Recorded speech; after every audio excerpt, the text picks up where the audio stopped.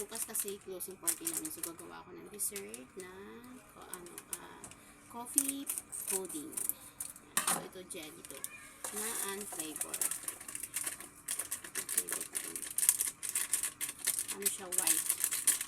White na jelly. Then,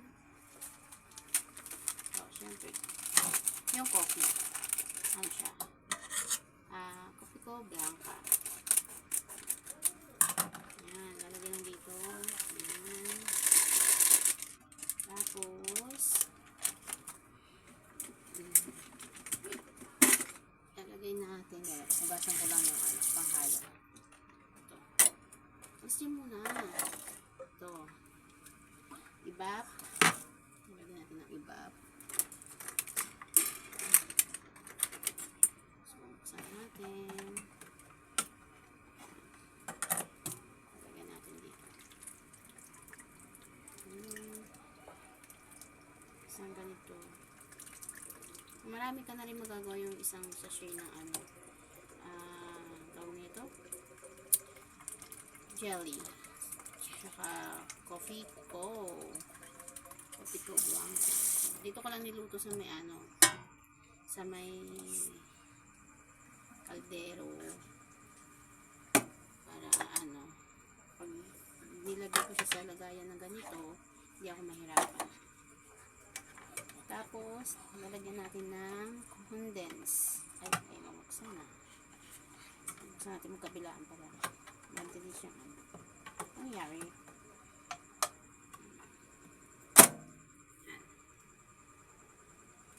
Ibuhusan natin siya.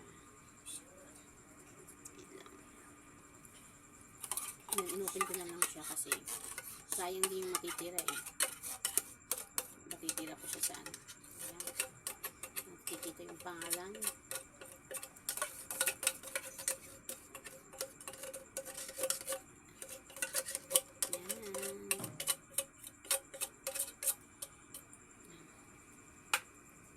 Tapos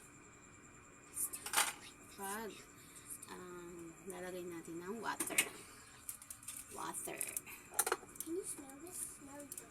Nawasa lang kasi syempre pakukuluan naman yan eh. 3 cup of water. 1 2 3 cups of water.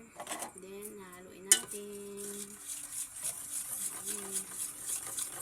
So, hindi nakikita. So, anak ko din naman. Ano talaga, gusto makita yung ginagawa. Tapos, kapag niluluto nyo po ito, yung hahayaan lang kumulo siya. Siyempre, hahaluin para hindi siya magbuo-buo yung gelatin. Tapos, kapag alam nyo, luto na yung gelatin, yung powder,